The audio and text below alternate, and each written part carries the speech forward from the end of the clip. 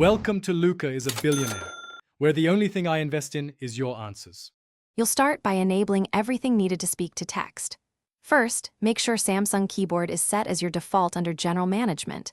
Without that, the feature won't appear. Next, grant the keyboard microphone permission in Apps Permissions so audio can be captured. Finally, open any app with a text field and tap the keyboard to reveal the microphone icon. Once done, you'll be ready to trigger voice input and move to configuring language and punctuation options. Now you'll learn how to dictate accurately and control output. Tap the microphone icon on the Samsung keyboard to start. You'll see a waveform indicating live capture, and tapping again stops it. Make sure input language matches your speech. Use the globe or language selector to toggle languages quickly.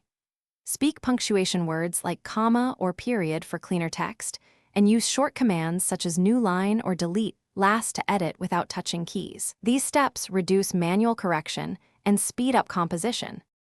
Finish by refining behavior and knowing one key fix.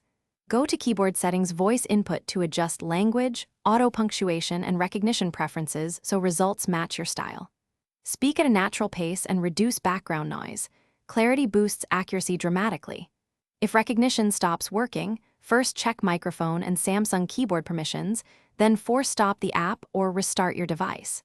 If problems persist, toggle voice input off and back on to reset the service. That single step resolves. Thanks for watching and please subscribe. It's the best investment you'll ever make.